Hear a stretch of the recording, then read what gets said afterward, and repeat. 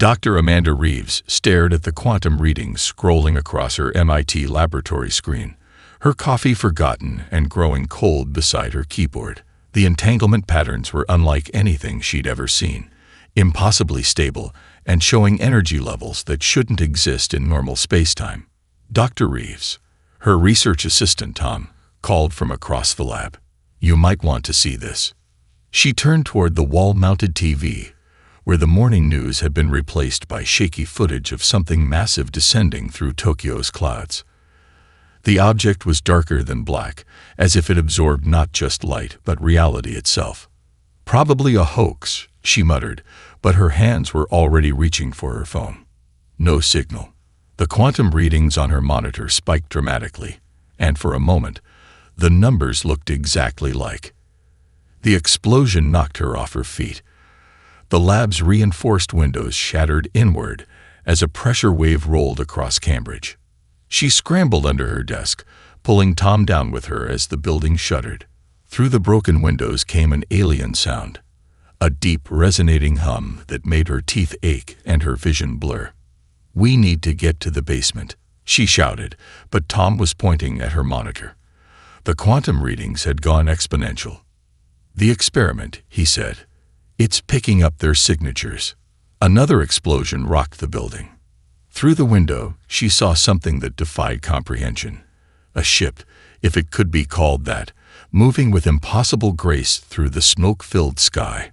It fired, and downtown Boston disappeared in a flash of purple-white light. "Download everything," she ordered, already moving to secure the portable quantum detection array. Her life's work, miniaturized into something the size of a briefcase. Tom grabbed the backup drives. The building's emergency sirens finally started wailing.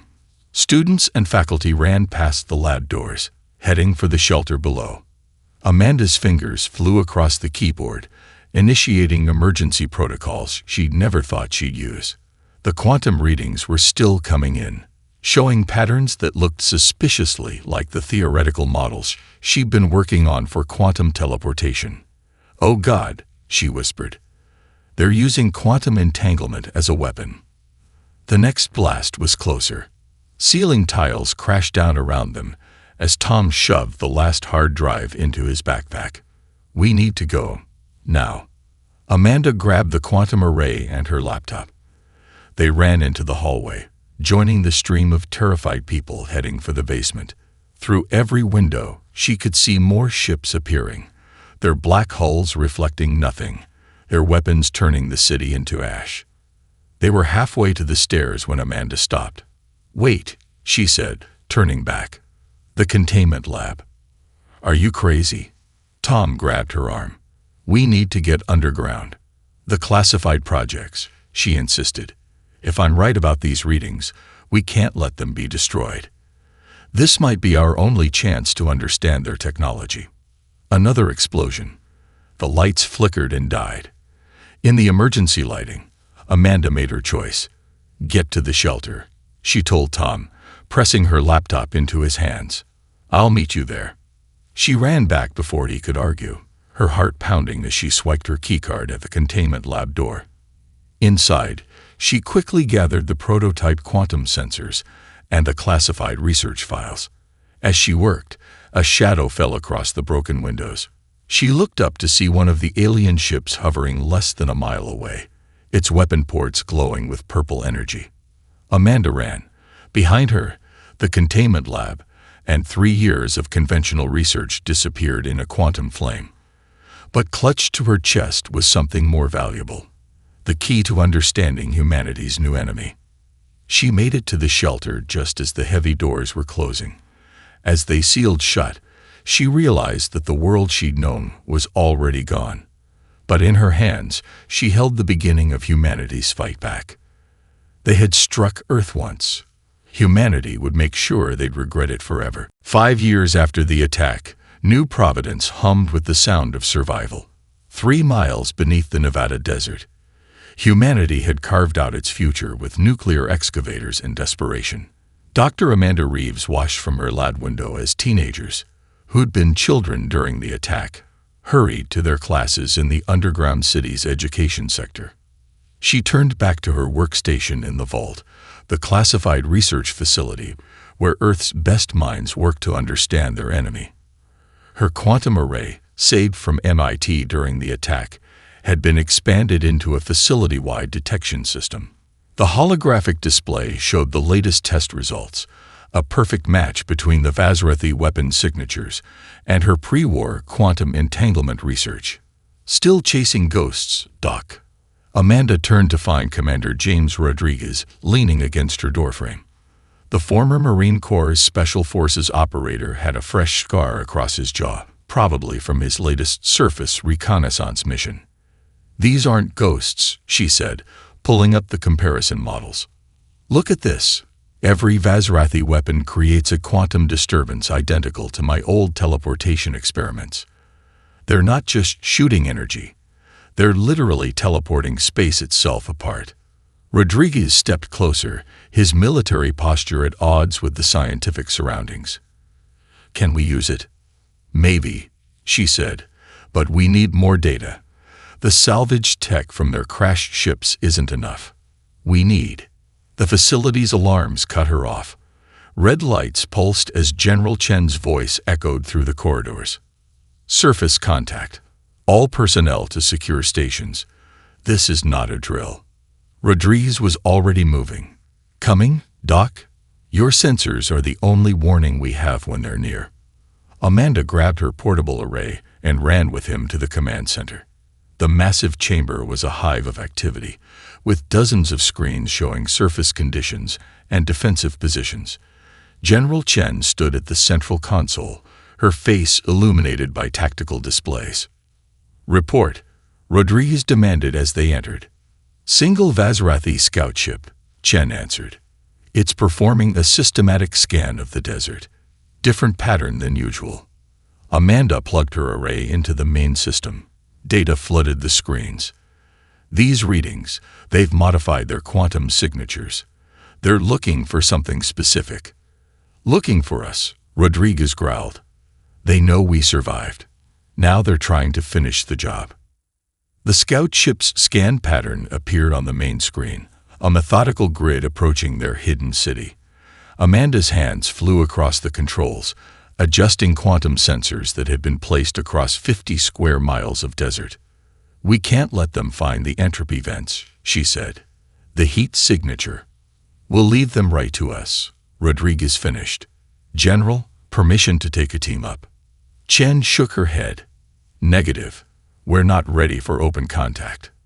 Amanda studied the quantum readings, seeing something familiar in the patterns. "Wait," she said. "Look at this harmonic resonance. It's similar to what we saw in Boston, but inverted. They're not just scanning. They're vulnerable." Rodriguez leaned over her shoulder. "Explain." "Their quantum drives have to be perfectly calibrated for their weapons to work. These scans, they're operating at the edge of their capability. If we could disrupt their quantum field, we could bring them down intact," Rodriguez finished, turning to Chen. "General, we need that ship. Intact Vazrathi tech could advance our research by years." Chen studied the tactical display. "How would you do it?" Amanda's mind raced. "The prototype quantum disruptor. It's not weapons grade, but at this range, with their field already strained." "Do it," Chen ordered.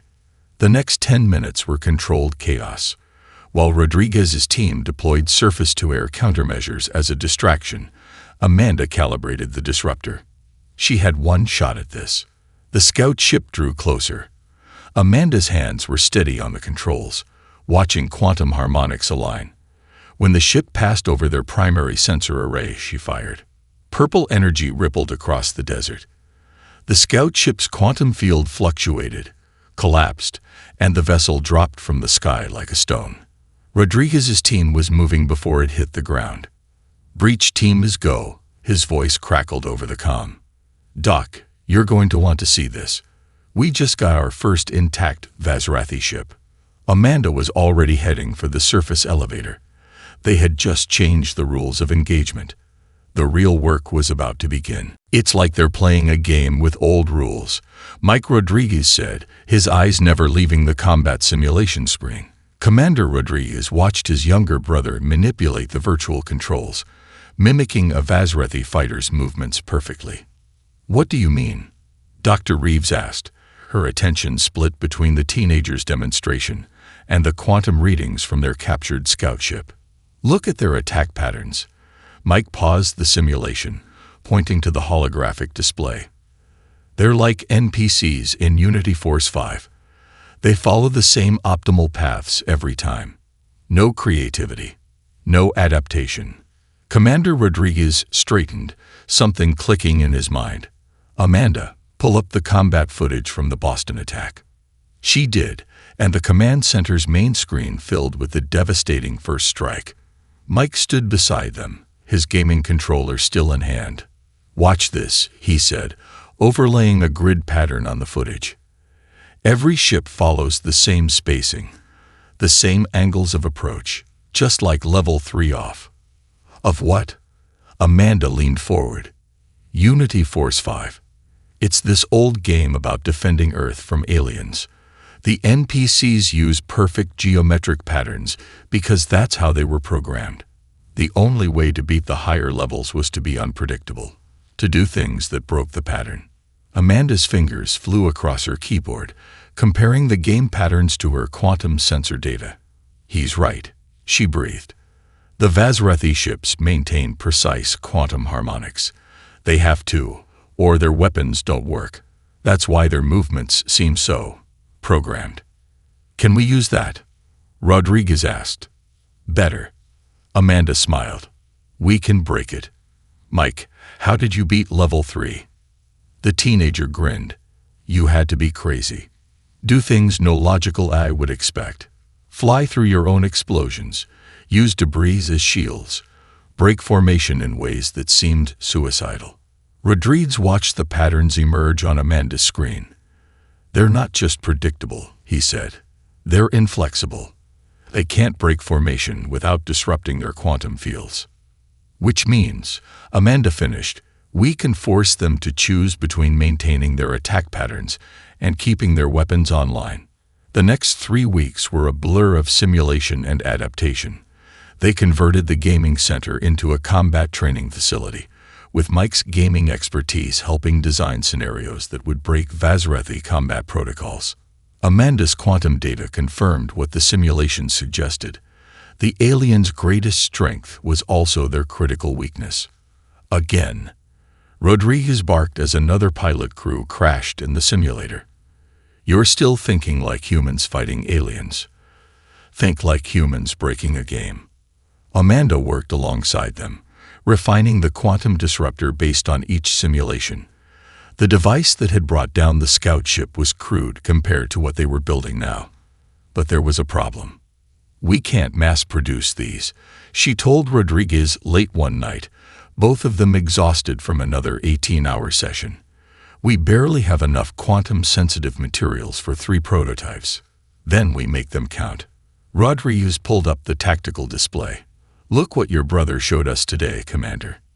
The screen showed a new simulation. A human ship deliberately flying through debris, using the chaos of scattered quantum fields to mask its approach.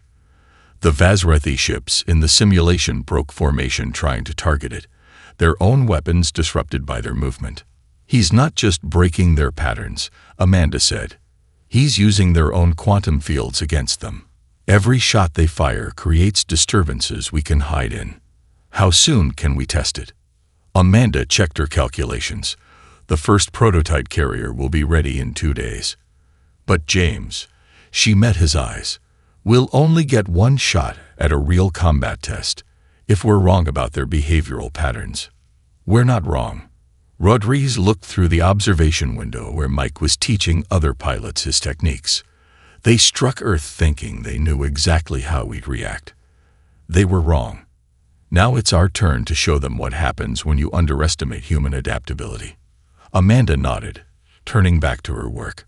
Above them, through miles of rock and steel, the Nevada stars wheeled uncaring through the night. But for the first time since the attack, they were more than just reminders of what humanity had lost. They were targets. The stealth carrier Ghostwalker hung silent in the shadow of Saturn's rings, its quantum-masked hull invisible to both conventional sensors and Vazrathi scanning technology. On the bridge, Commander Rodriguez watched ice particles scatter against the view screen, while Dr. Amanda Reeves monitored the quantum wake they'd been following for 3 weeks. "Wake's degrading faster than expected," she said, adjusting her instruments. "The trail's getting cold." "How long?" 6 hours, maybe less. She pulled up a holographic map showing their pursuit course from Earth. "They're being sloppy. 5 years ago, they didn't leave any quantum traces. Now they think they're alone out here." Rodriguez allowed himself a grim smile. Status of the attack wing. "Ghost Squadron is ready," Lieutenant Mike Rodriguez reported from his station, looking professional in his new flight suit. Simulated combat runs at 97% efficiency. The bridge crew had started calling them the Game Masters, pilots selected for their ability to think like players instead of soldiers. Each had spent hundreds of hours in simulators based on Mike's unconventional tactics. Amanda's console chirped. "Contact." 3 Vazrathi cruisers just emerged from quantum space, bearing 03 Mark II. "Right where we predicted," Rodriguez said. "They're still following the same patrol routes." "Mike." "Pattern matches Unity Force Level 6. Mike's fingers danced across his tactical display. "They'll maintain that formation for exactly 7 minutes before breaking for their scanning run. That's our window." Rodriguez keyed the ship-wide comm. "Battle stations. Ghost Squadron, prepare for launch." The next few minutes were controlled chaos as the Ghostwalker's stealth systems adjusted to mask the launch of 12 quantum-disrupting fighters. Amanda's enhanced sensors tracked the enemy formation, feeding data directly to the squadron's targeting systems. "Remember," Mike's voice crackled through the comm. "Fly like you're breaking the game. Don't think. Just." A new alarm screamed through the bridge. Amanda's hands flew across her console. Quantum surge. Massive signature coming in at. Space twisted. A Vazrathi dreadnought emerged less than 10,000 kilometers away, its hull crackling with purple energy. "Battle groups scatter," Rodriguez ordered. "Mike, hit your squadron backtow." No time. Mike's fighter was already moving, leading Ghost Squadron in an impossibly tight spiral around the dreadnought's quantum wake. They can't fire without hitting their own quantum field. Amanda watched in amazement as the fighters executed maneuvers that seemed to defy physics, using the dreadnought's own energy emissions as cover. The Vazrathi ships struggled to target them, their rigid formation working against them exactly as predicted. "First disruption wave," Mike called. 3, 2, 1. 12 quantum disruptors fired simultaneously.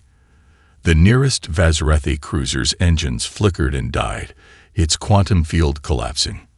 The second cruiser broke formation to avoid collision, its weapons powering down as it moved. But the dreadnought was adapting. Its quantum signature shifted, compensating for the disruption. "They're learning," Amanda warned. "Field strength increasing." "Now they're playing the game," Mike said. "Commander, permission to try something crazy." Rodriguez looked at the tactical display, saw what his brother was planning. "Granted. Ghost Squadron, follow your leader." What happened next would be studied in military academies for decades to come. Ghost Squadron flew directly into the dreadnought's quantum wake, their disruptors calibrated to match its frequency. The massive ship's energy field became a weapon against itself, each fluctuation creating a cascade of disruptions that its rigid systems couldn't compensate for. The dreadnought's lights flickered and died. Around it, the remaining cruisers retreated in disarray, their perfect formations shattered. "Quantum trails are stable," Amanda reported, her voice tight with excitement. "We can track them all the way back to their base of operations." Rodriguez nodded, watching the disabled dreadnought drift. "Secure that ship. I want every piece of data in their systems." He turned to Amanda. "Still think we're chasing ghosts?" She smiled, already analyzing the new quantum signatures. "No. Now we're hunting them. The Ghost Walker moved silently through Saturn's rings, following a trail that would lead humanity to its first major victory. The hunters had become the hunted, and the game was just beginning. The crystalline spires of the Ixtheri defense platform glittered like diamonds against the purple nebula. Commander Rodriguez stood on the Ghost Walker's bridge, watching as thousands of crystalline fragments shifted and realigned, forming weapon arrays aimed directly at his ship. "Well," Mike said from his station, "they definitely saw us coming." "Quantum signatures are unlike anything we've seen," Amanda reported, her sensors struggling to make sense of the alien technology. "It's like their entire station is one giant quantum computer." A new signal pulsed across their comms, geometric patterns that shifted and morphed. Amanda's translation matrix struggled to convert it into something comprehensible. "They're asking what we are," she said.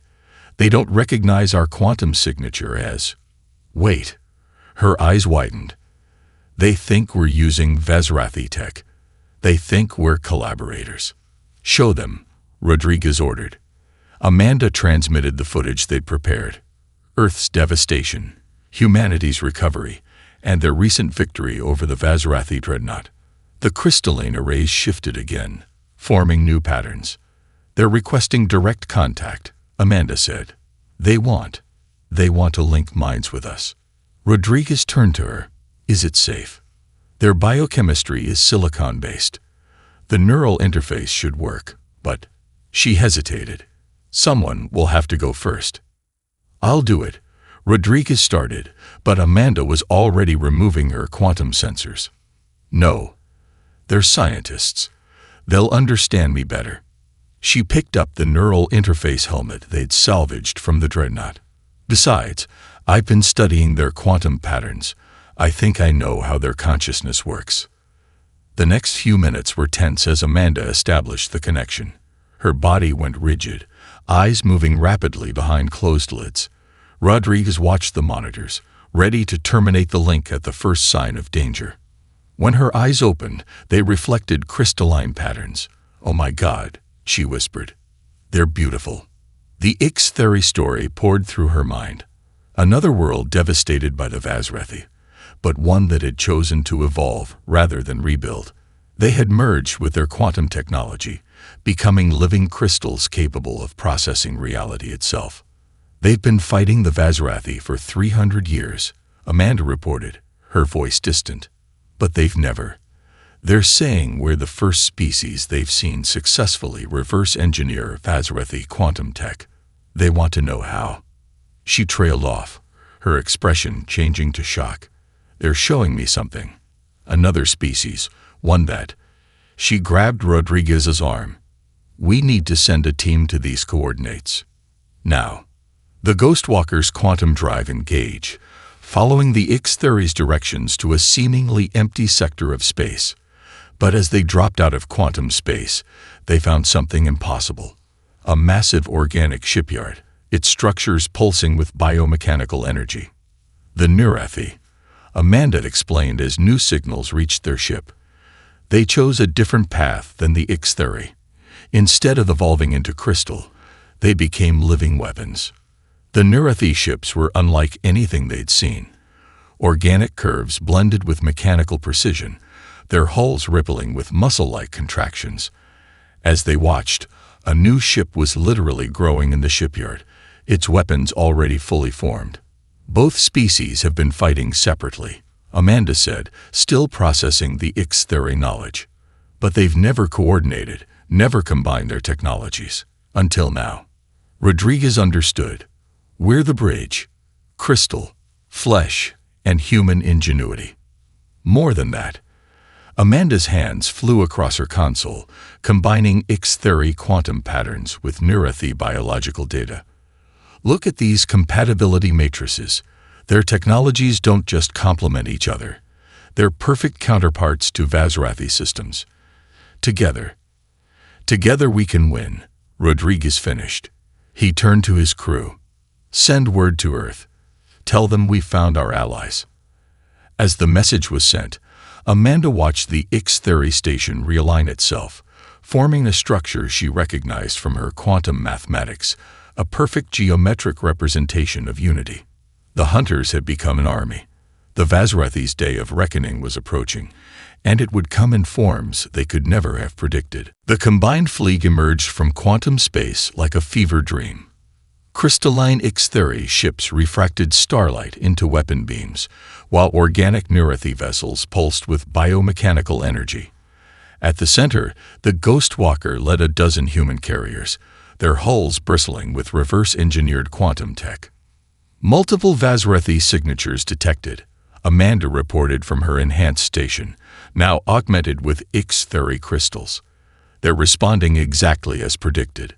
Of course they are, Mike said, his fighter squadron ready for launch. They're still playing by their old rules. The Vazrathi defense fleet assembled in their signature geometric pattern, a display of precision that had terrified countless civilizations. But today, it was exactly what the Alliance was counting on. Remember the plan. Rodriguez broadcast to the fleet. Hit and fade. Make them chase shadows while we bleed them dry. Just like level 12. Mike finished, already leading Ghost Squadron out of the launch bay. Time to spawn camp some aliens. The battle began like a deadly dance. Human fighters darted through Vazrathi formations, disrupting their quantum fields. Ixtheri ships crystallized space itself, creating mazes of refracted energy that confused enemy targeting systems. Nirathi vessels absorbed damage and literally grew stronger, adapting in real time to Vazrathi attacks. They're breaking formation. Amanda's voice was triumphant as the enemy fleet scattered, trying to adapt to threats their rigid tactical doctrine had never anticipated. But victory came with a price. "Sir," a sensor operator called out. "They're targeting the civilian stations in Sector 7. Rodriguez watched in horror as 3 Vazrathi destroyers broke away, bearing down on a cluster of asteroid habitats. They're changing the game, he realized. Ghost Squadron, intercept. Too far, Mike reported. We'll never make it in time. Amanda's hands flew across her console, rerouting power to the quantum displacement field. If I can match their frequency. The destroyers fired. But instead of destruction, their quantum beams encountered something new. A hybrid field combining Ixtheri crystalline matrices with Nirathi adaptive biology, all coordinated through human quantum calculations. The civilian station survived. Barely. We can't protect everyone, Amanda said, her voice tight. They're learning to target our weaknesses, using our compassion against us. Rodriguez watched the tactical display, seeing patterns emerge. The Vazrathi weren't just attacking military targets anymore. They were forcing the Alliance to divide its forces, to protect the vulnerable. New contacts. Multiple sensor stations reported simultaneously. Massive quantum signatures incoming. Space twisted as the main Vazrathi battle fleet arrived. Not a patrol, not a defense force, but a full armada. The kind that had destroyed Earth's cities 5 years ago. All units, fall back tow. Rodriguez began, but Mike cut him off. No, look at their formation. It's perfect, too perfect. His hands danced across the tactical controls. Amanda, remember what you said about their quantum fields. About harmony. She saw it too. Their entire fleet is quantum-linked, one massive field maintaining their formation.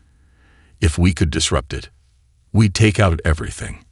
Mike was already moving his squadron into position, but we'd have to get inside their formation, right in the middle of their kill zone.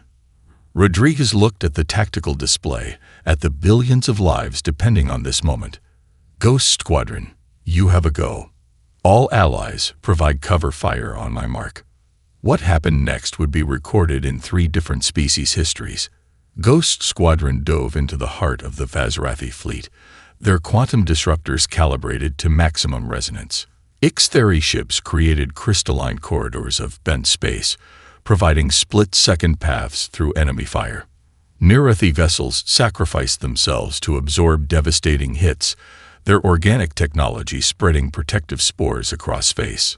The Vazrathi fleet, for the first time in their history, faced an enemy that turned their greatest strength into their ultimate weakness.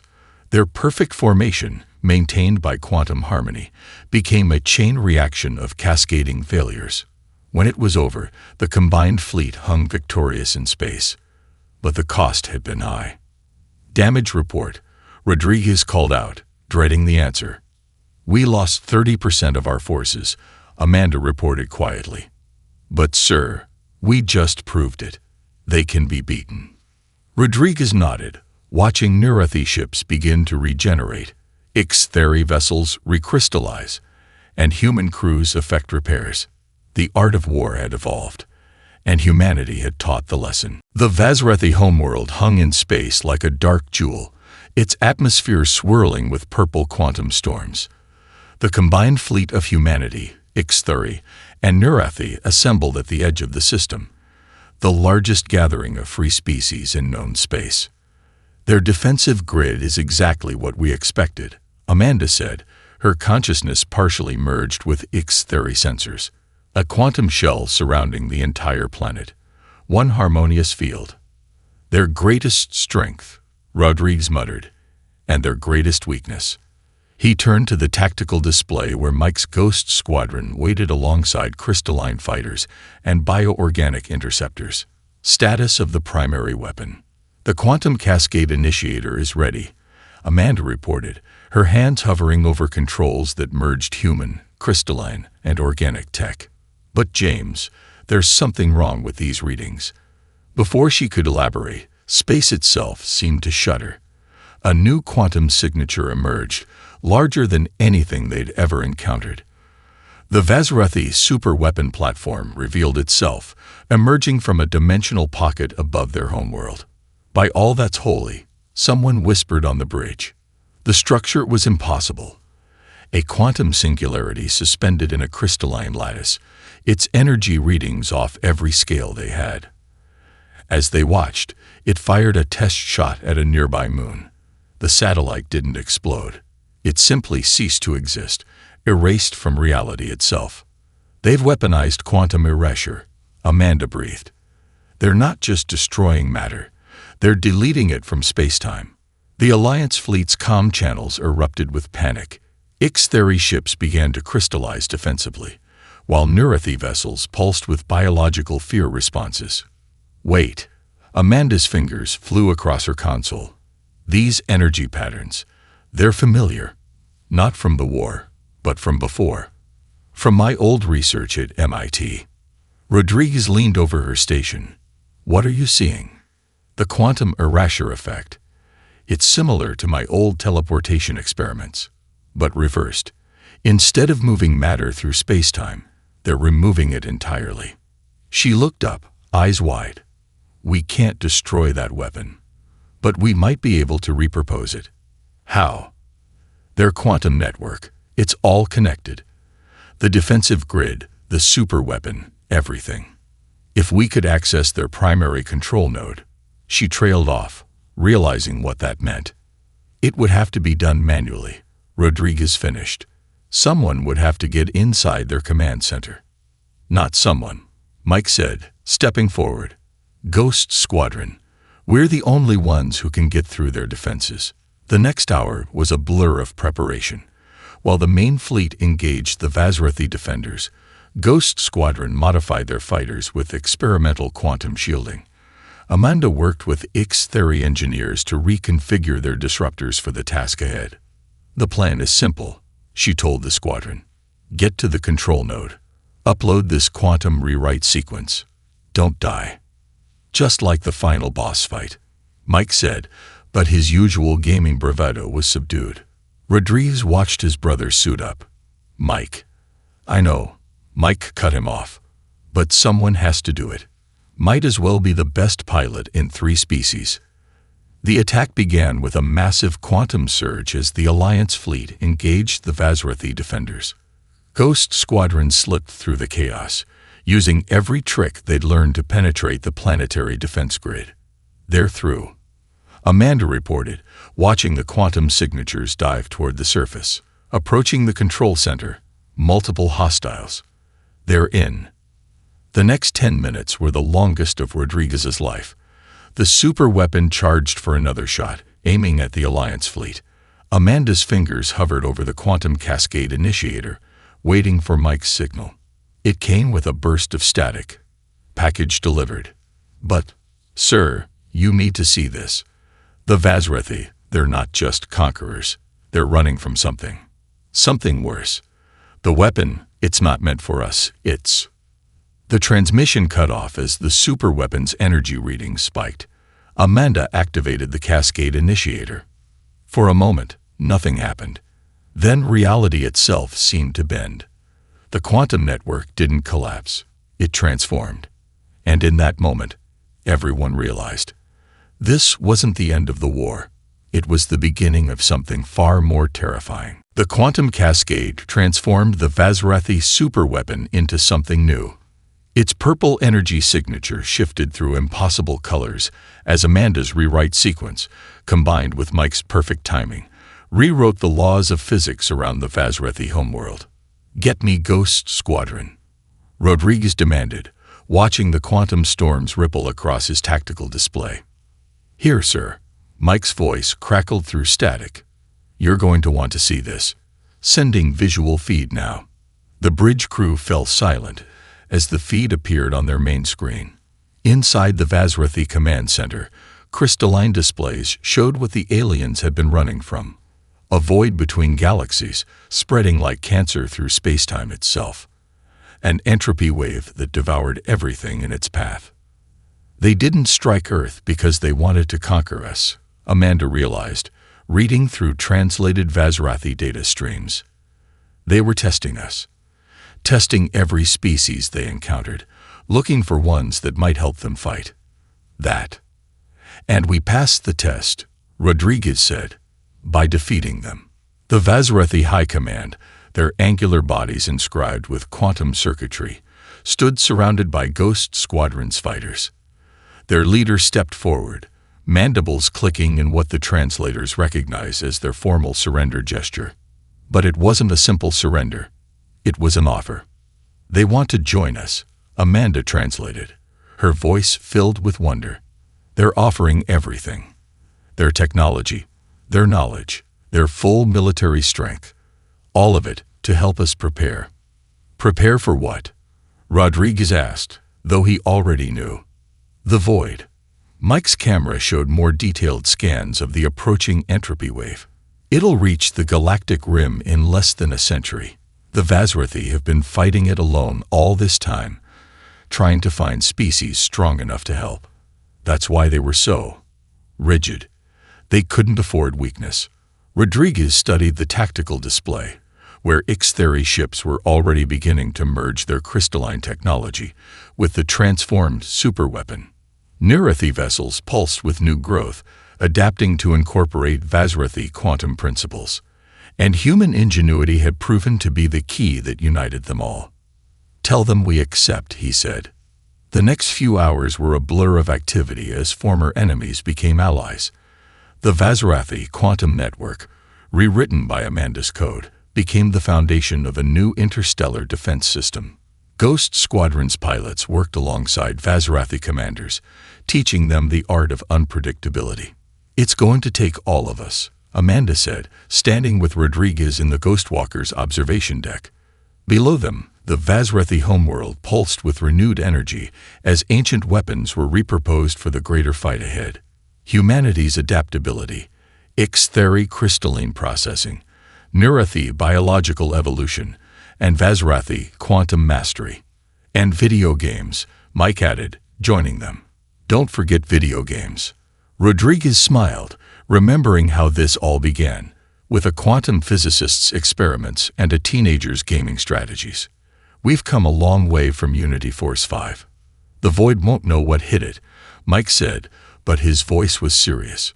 "We're going to need every trick we've learned, and more we haven't thought of yet." Amanda's console chimed. "The first combined fleet is ready. Earth's Defense Council is requesting we begin immediate preparations for the Void's arrival." Rodriguez nodded, watching ships of 4 species moving in harmony through space. "Send word to all commands. The real war starts now. As the Ghost Walker prepared to return to Earth, Amanda made one final entry in her log. They struck Earth once, thinking they'd found another weak species to discard. Instead, they found the allies they'd spent centuries searching for. Now, as humanity leads a united front against the void, we remember that first strike not with bitterness, but with understanding. The Vazrethi hit us with everything they had, and we didn't just survive. We thrived. We adapted. We unified. Not just humanity, but all species who refused to fade into the darkness. They struck Earth once, and in doing so, they helped forge the alliance that will save the galaxy forever.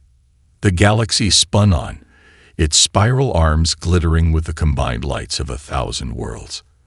The void approached, hungry and infinite, but it would find something waiting for it, a unity of species led by the ones who had turned their greatest defeat into their finest hour. Humanity had not just survived. They had changed the rules of the game itself.